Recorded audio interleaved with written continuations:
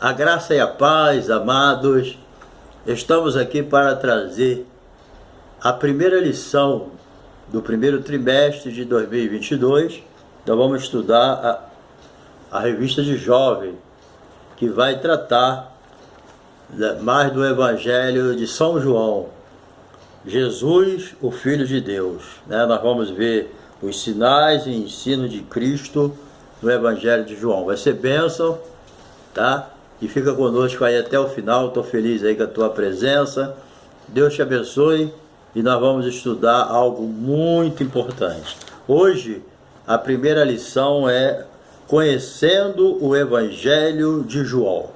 Nós vamos começar hoje com essa palavra abençoada, com esse tema que é uma bênção, que é a nossa primeira lição, né?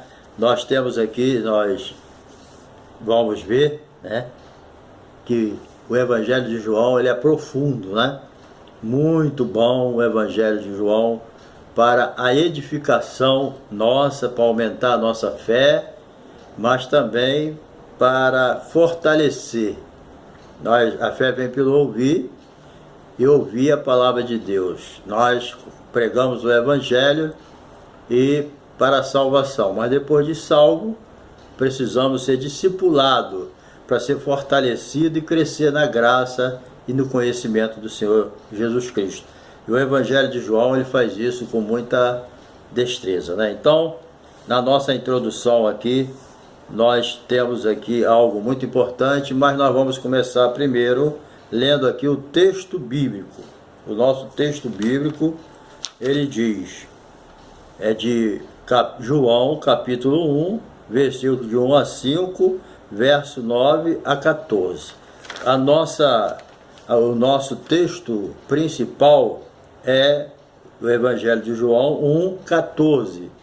O Verbo se fez carne e habitou entre nós, e vimos a sua glória como a glória do unigênito do Pai, cheio de graça e de verdade. João 1,14.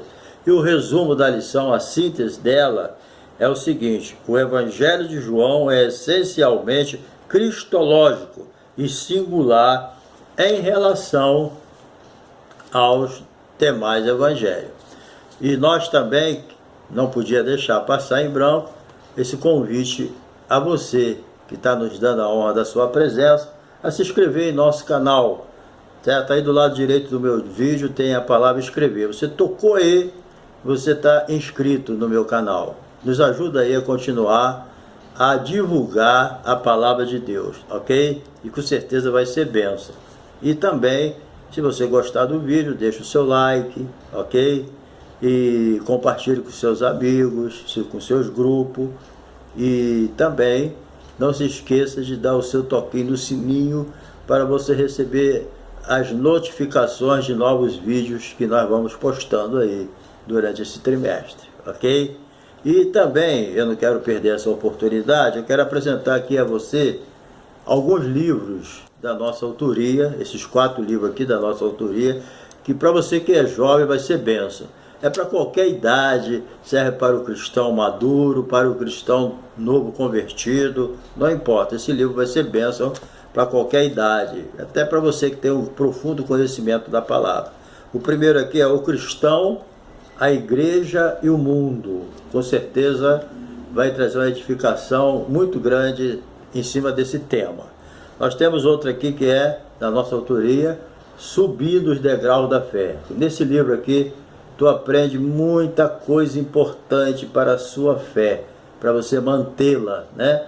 Subindo os degraus da fé. A fé é uma coisa crescente, né? Então, vai ser muito interessante para você.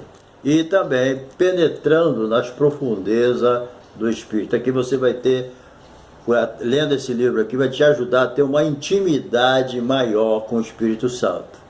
E o último aqui, Batalha Espiritual, ok? Batalha espiritual. Todo crente tem essa batalha, né? Não tem jeito. Batalha espiritual, a nossa luta não é contra a carne nem o sangue, é contra as potestades. Então, batalha espiritual, você vai aqui entender as batalhas e como enfrentá-las, né? E vencer, ok? Bem, como você adquire esse livro? Eu vou deixar aí na descrição aí desse vídeo, eu vou deixar o meu zap, ok? E você, através do meu zap, você se comunica comigo e a gente vê como que esse livro vai chegar na tua casa pelo correio. Vai ser entregue na tua mão lá, na tua casa pelo correio. Mas como? Bem, você pode pagar pelo Pix, né? Pelo Pix ou pelo número da minha conta, ok? É só você ligar para mim, a gente se entende aí, rapidinho esse livro chega lá na tua casa pelo correio, tá bom? Se você morar pertinho da minha casa, melhor ainda, que eu mesmo levo lá, vai ser um prazer, tá bom? Então, Deus te abençoe. Então, vamos lá para a nossa lição. A introdução aqui, nós vamos estudar nesse livro, né? Porque ele expõe, né, o livro de João, ele expõe com muita clareza, profundidade e objetividade uma das principais doutrinas de Cristo, da Bíblia. Qual é uma das principais? A doutrina de Cristo, né? Porque ela nos ensina quem é na realidade a pessoa de Cristo. É muito importante, que há muito engano, há muita coisa errada, muita heresia, né, a respeito da pessoa de Jesus. E o Evangelho de João, ele traz para nós, né, uma ideia muito tranquila daquilo que é a pessoa de Jesus, conforme nós vamos ver no decorrer aí desse trimestre, ok? Então, o Evangelho de João, ele é essencialmente cristológico, ok? E se apresenta com toda a sua singularidade em relação aos demais, porque são 4 evangelhos, Mateus, Marcos e Lucas, eles tratam mais da humanidade de Jesus.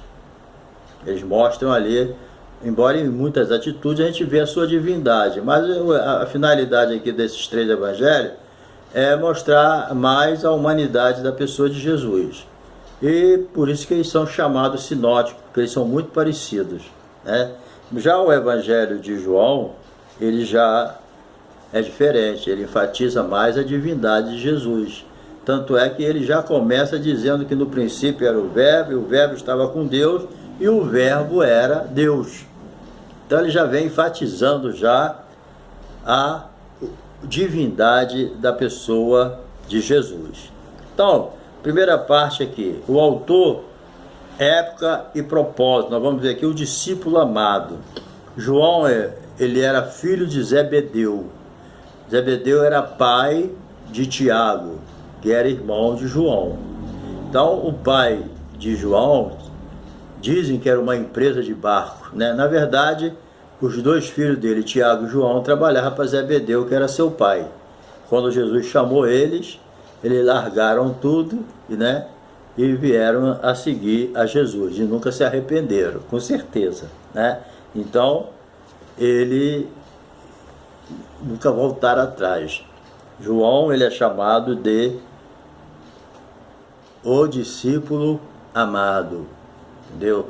Porque ele era uma pessoa, um discípulo muito próximo de Jesus.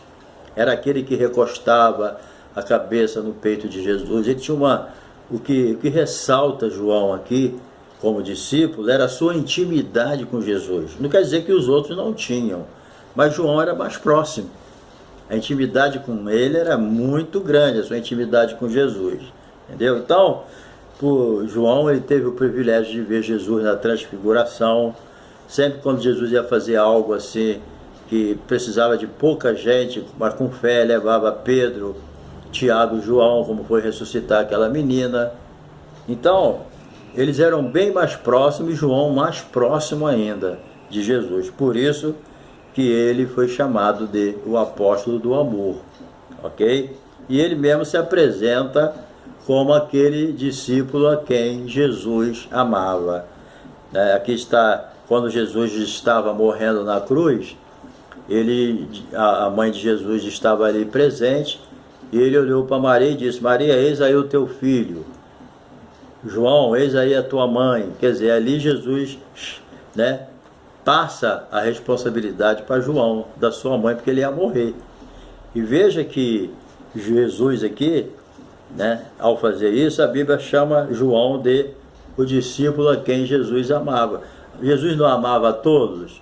Amava, mas João aqui leva esse nome. Por quê? Porque João tinha uma maior intimidade com Jesus. E hoje é a mesma coisa. Jesus está no céu, né?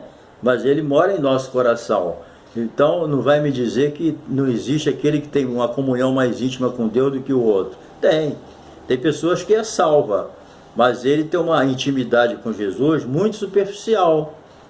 Mas tem outros que têm com Jesus uma comunhão mais profunda, né? É igual você pode de repente ter um amigo, mas ter uma amizade meio superficial, e com outro você tem uma amizade mais profunda. Mesma coisa acontecia com João e Jesus. Todos os apóstolos tinham comunhão com Jesus, mas João está claro que tinha uma comunhão mais profunda. Hoje também é a mesma coisa. Somos salvos, mas tem aquele crente que tem uma intimidade maior com Deus. Isso aí não tem como negar, né? Então vamos lá. Número 2 aqui. E essa intimidade é comprovada, só um momento. João 13, 25, você pode ler lá que a Bíblia mostra isso, ok? Número 2, o apóstolo do amor. Então o Evangelho de João foi o último a ser escrito. Ninguém sabe, tem uma data precisa, né? Mas se imagina que foi entre lá 80 e 95. Apocalipse foi escrito mesmo no final do século, do primeiro século. Mas João há uma certa dúvida quanto a uma data precisa. Mas sabe-se foi aí por 80 a 95, certo? Então, nessa época que João escreveu isso, já foi a propósito também. Porque o interesse de João ali era de o quê? Apresentar e esclarecer a divindade de Jesus. Porque nessa época, já findando o primeiro século, os apóstolos todos já tinham morrido, só estava ele vivo, já estava surgindo os pais da igreja, né? Os apóstolos iam morrendo e iam surgindo os pais da igreja que Deus levantava. Então, nesse período já estava se levantando muitos hereges, muita heresia estava já penetrando na igreja. E o que era mais combatido era a divindade de Jesus, porque esses hereges, eles não acreditavam na divindade de Jesus, e por isso combatia, entendeu? Então João já escreveu isso, usado pelo Espírito Santo, para combater, já começando a dizer, olha, no princípio era o Verbo, e o Verbo era Deus, e o Verbo estava com Deus, ou o Verbo estava com Deus, e o Verbo era Deus. Ele já começou já batendo já na cabeça da heresia, ok? Então isso foi muito importante. E no versículo 14 ele diz, ó, e o Verbo se fez carne, e habitou entre nós, e vimos a sua glória como a glória do unigênito do Pai, cheio de graça e de verdade. Ele já começa aqui, já combatendo essa heresia, né, contra a divindade da pessoa de Jesus, certo? Então ele mostra aqui quem é a pessoa de Jesus. Então já foi desmontando essa heresia. Se não desmontou, já deu aos defensores dessa doutrina, né, os homens de Deus, os apóstolos, que já tinham João, né, e os pais da igreja e outros, já deu a eles o que? Combustível para a defesa. Como não ajudou a igreja a se defender dos hereges esse evangelho de João? Que maravilha, né? Então, através desse evangelho, eles tinham combustível para combater as heresias. O autor até traz aqui que muitas heresias foram forjadas também pelo judaísmo, porque nos anos 70 Roma destruiu Jerusalém, destruiu o templo, mas eles tentaram se recompor, né? Após a diáspora, quer dizer, após ter se espalhado, eles tentaram se recompor, né? E criando essas doutrinas, ok? Mas não se criaram não, graças a Deus. Vamos ver o amoroso apóstolo João, mesmo autor, isso aí é importante. João foi autor do Evangelho, autor de 1 João, 2 João e 3 João. E também ele é autor do Apocalipse, certo? Então, o amoroso apóstolo João mesmo, autor, havia estabelecido muitas igrejas, principalmente na Ásia Menor. E crê que o Evangelho de João, ele já escreveu lá de Éfeso. João ficou aquele tempo todo lá em Éfeso, escrevendo as coisas necessárias, né? E a gente sabe que João, ele foi o último apóstolo a morrer. Não que não tentassem matar ele, tentaram matar. Jogaram até ele dentro de um caldeirão de azeite fervendo, mas ele não morreu. Por isso que mandaram ele para a ilha de Páscoa, para ele morrer lá abandonado. Mas foi justamente quando todos esperam o fim de alguém, Deus está começando algo novo. Às vezes a gente está pensando que está chegando o nosso fim. Mas justamente nesse momento é que Deus está começando algo novo. Certo? Quando todos esperavam o fim dele, ele escreveu um dos livros mais maravilhosos da Bíblia, que é o Apocalipse. Certo? Então não é fácil. Muitas vezes o fim de Deus está bem longe do fim da cabeça do homem. Okay? Então, muitas vezes você pode pensar até que está acabando. Tá não, está começando coisa nova na sua vida. É Deus que faz. Ok? Então, o evangelista e apologista. O nosso amado João, ele escreveu o seu evangelho, cujo escrito serviu para solidificar a fé dos cristãos, não somente do seu tempo, mas em todas as épocas, chegando até nós. Então, Deus usou ele para escrever esse evangelho, para combater aquelas heresias, mas também para fortalecer os crentes, e está nos fortalecendo até hoje. Que maravilha, né? Não é esse evangelho de João? Eu mesmo já usei muito esse evangelho para dar de presente para os novos convertidos. É muito simples e muito fácil, né? Ele não tem nenhuma dificuldade de se aprender esse evangelho de João. O evangelista e apologista, parte 3. É diligente, pastor João, já idoso, era também evangelista e apologista. O seu evangelho tem esse duplo caráter, sobressaindo nele uma firme apologia da doutrina central da fé cristã. O primeiro sentido desse evangelho é defender a fé cristã contra a heresia, contra a divindade de Jesus. É a primeira coisa que ele defende, certo? E esse propósito é diretamente anunciado quando ele, após registrar os sinais, evidenciavam a divindade de Cristo. Ele afirmou: estes sinais, porém, foram escritos para que creais que Jesus é o Cristo, o Filho de Deus, e para que, crendo, tenhais vida em seu nome. Então, os sinais, eles é importante para aumentar a fé daquele que já crê, certo? Então, a gente precisa entender isso. Quem crê, quando vê os sinais, se fortalece. Agora, quem não crê, quando vê os sinais, ele fica até com raiva. Lembra dos fariseus? Quando Jesus fazia os sinais, curava os enfermos, ressuscitava a morte, eles ficavam irados, aí que eles queriam matar Jesus mesmo. Quando Jesus ressuscitou Lázaro, que a notícia se espalhou, eles queriam matar Lázaro também. Então, os sinais, eles são bênção na vida de quem é realizado, e para quem vê, aumenta a fé. Muitas pessoas estavam com a fé fraca, mas quando viu os sinais, sua fé foi fortalecida. Mas a importância disso está o quê? Na pregação da palavra. A pregação da palavra, ela está além dos sinais. Por quê? Porque a Bíblia não diz a fé vem pelos sinais. Não. A fé vem pelo ouvir. E ouvir o quê? A palavra de Deus. Então, o primeiro é os sinais. Por isso que Jesus pregou e ensinou mais do que fez sinais. Porque é importante o ensino, né? A gente prega a palavra, a pessoa aceitou Jesus, agora vamos discipular eles, né? Vamos ensinar, é isso que é importante, ok? Então, aprendemos assim. Número 2 aqui, a riqueza doutrinária do Evangelho de João. A cristologia e a trindade, certo? Então, a riqueza doutrinária do Evangelho de João é simplesmente surpreendente já nos primeiros 34 versículos do primeiro capítulo do livro. É possível encontrar revelações claras e profundas acerca das principais doutrinas da Bíblia. Então, aqui o autor entra na doutrina de Deus dentro da compreensão da trindade. Pai, Filho e o Espírito Santo. Nós vemos que no Velho Testamento é o Pai atuando, É claro que o Espírito Santo atuava também. Jesus, às vezes, na teofania, atuava também, certo? Mas há uma união, uma unidade entre Pai, Filho e Espírito Santo.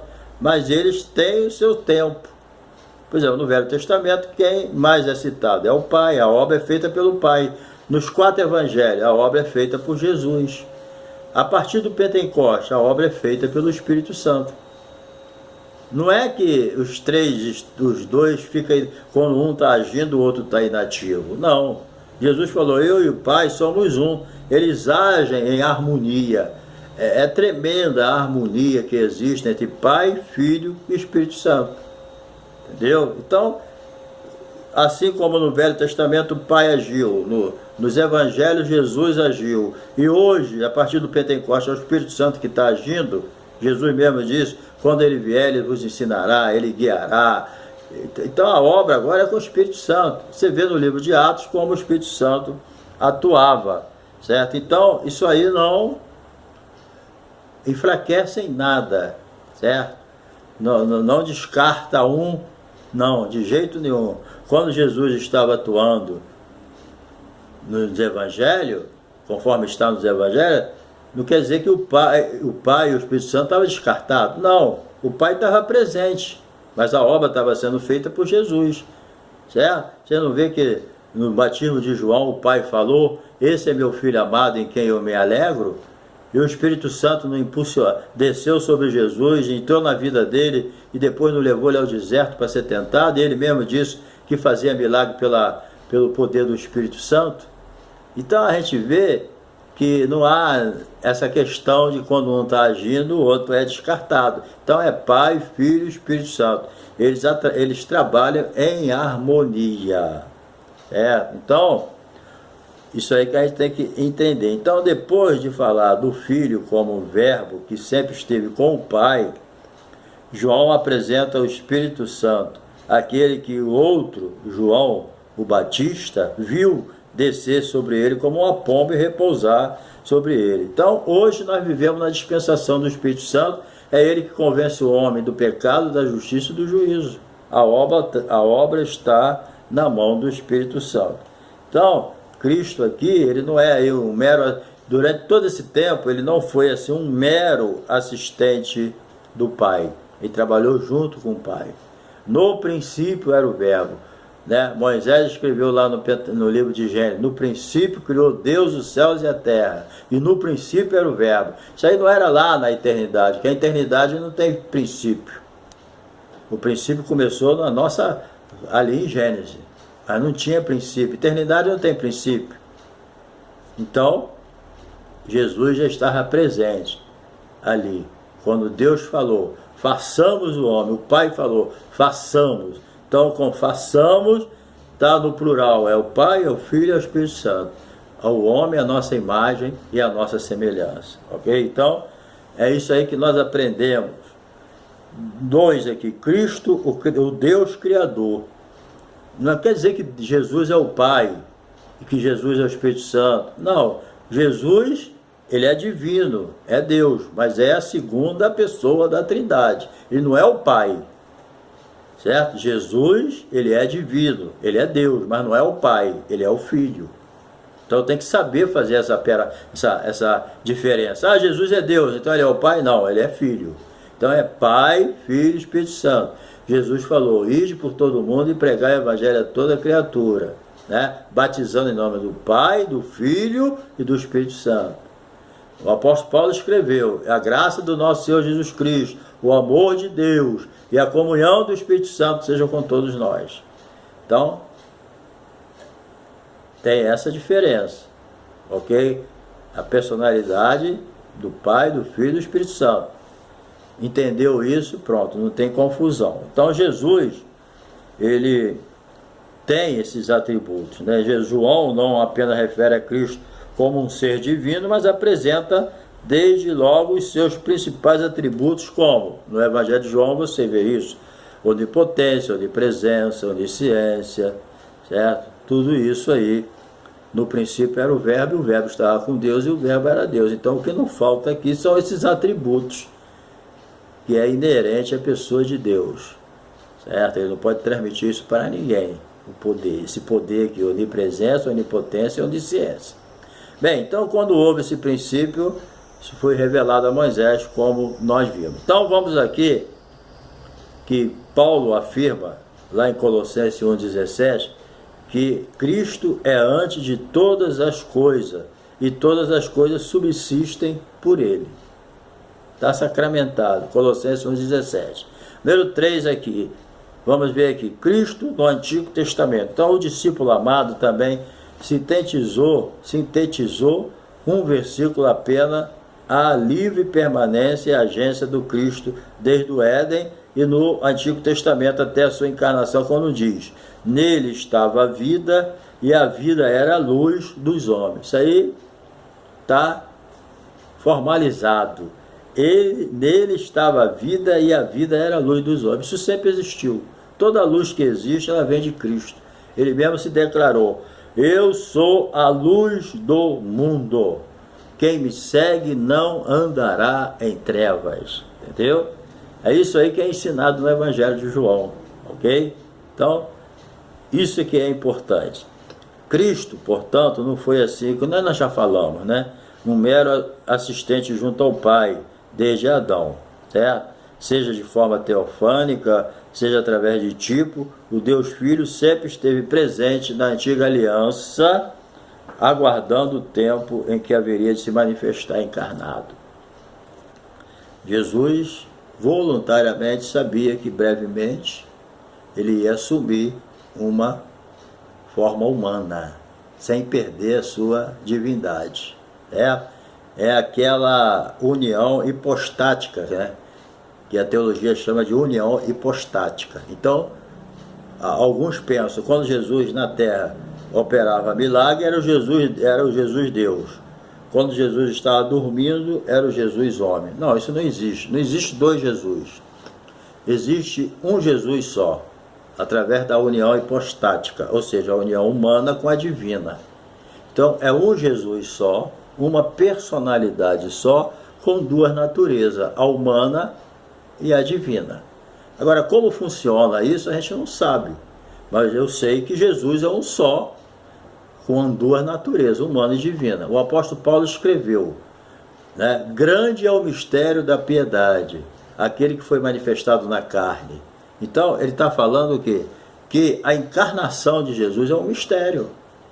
Entendeu? Agora, se Paulo, que recebeu todas as revelações necessárias que ele passou para as epístolas, para nos ensinar, e ele dizia que isso era um mistério, como é que a gente vai saber? Então, é um mistério realmente, essa união hipostática da natureza divina com a natureza humana e uma só personalidade, que existe só um Jesus, tá? Não existe dois tipos de Jesus, aí não existe, certo?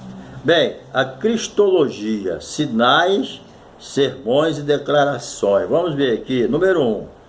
Sinais miraculosos. O Evangelho de João apresenta o Jesus, homem, manifestando sua glória como unigênito do Pai. Então aqui, a completa humanidade de Cristo em perfeita consonância com a sua completa divindade, que nem eu falei agora. Jesus era o 100% Deus e 100% homem. Essa união hipostática não enfraqueceu nem a divina, que não pode, né? E nem a humana, certo? O apóstolo Paulo escreveu que nós temos lá só um mediador entre Deus e os homens. O quê? Jesus Cristo, homem.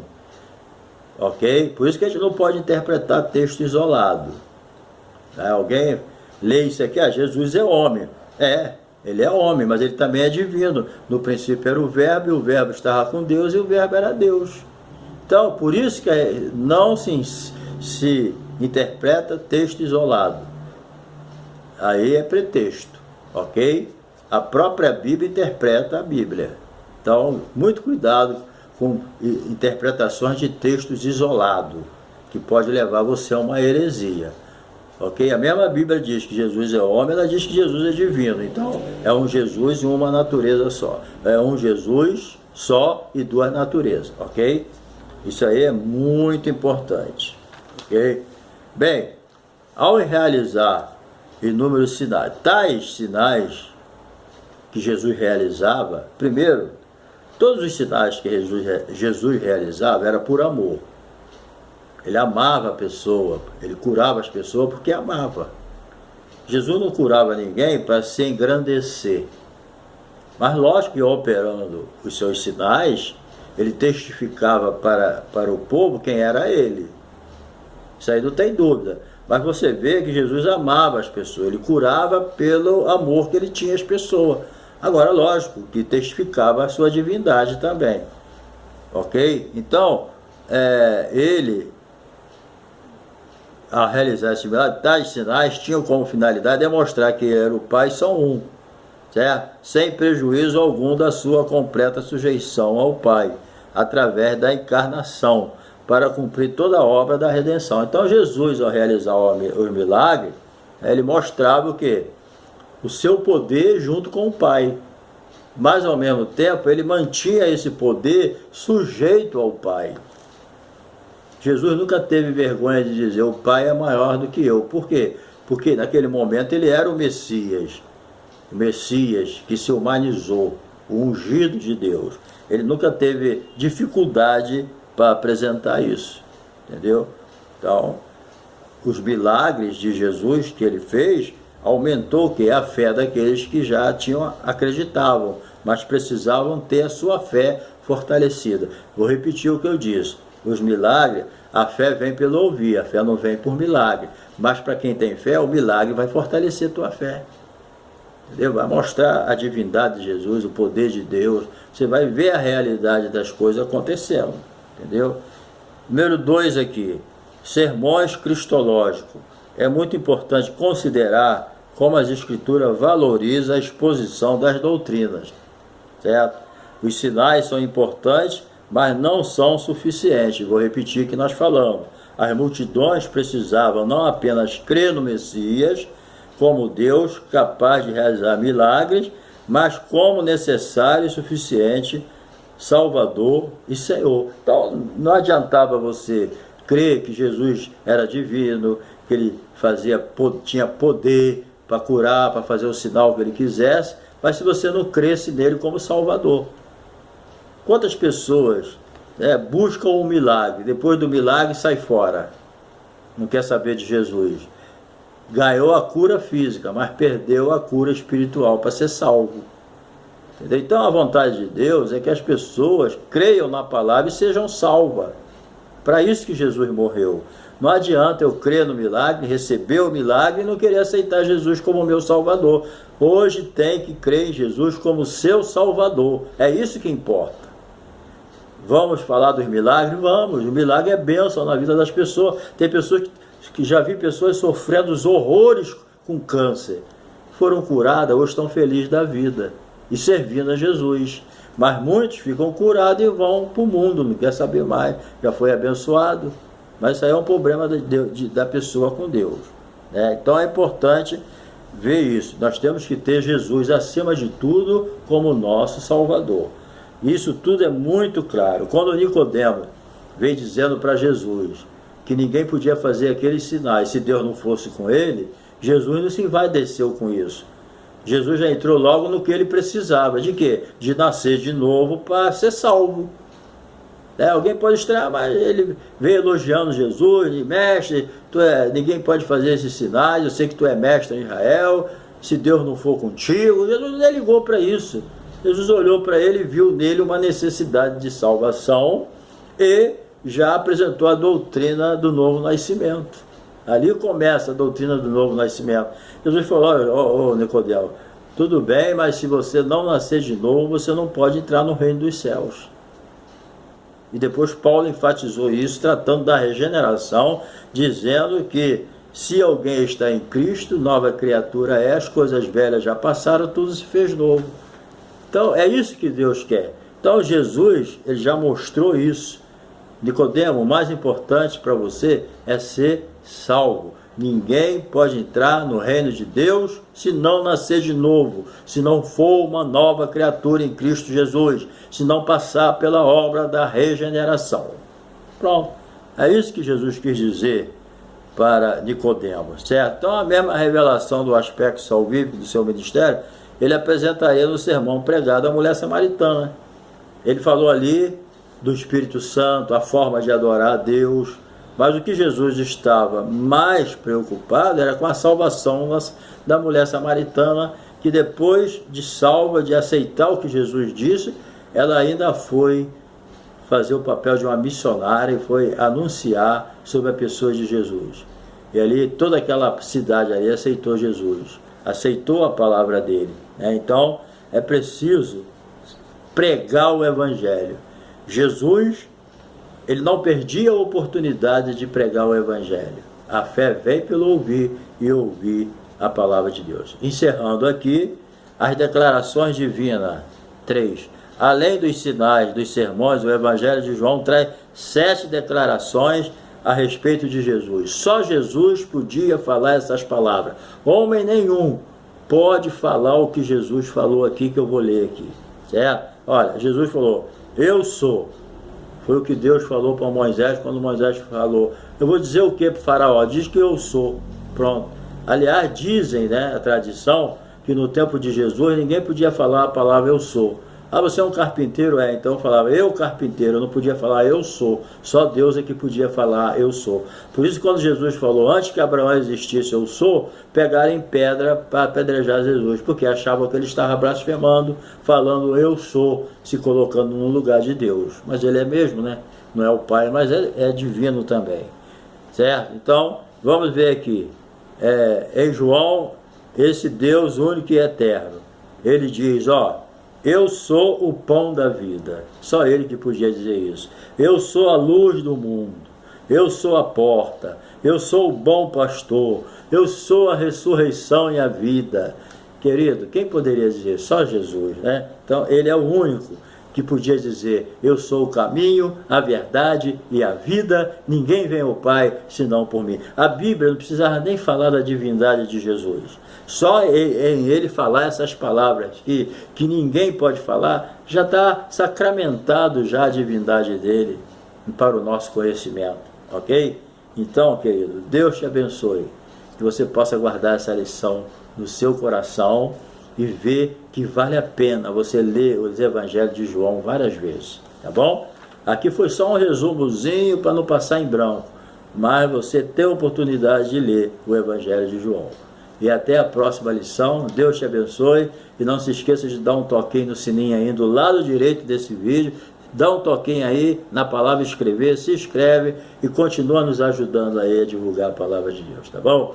Compartilhe com seus amigos aí. Um abraço e até a próxima lição.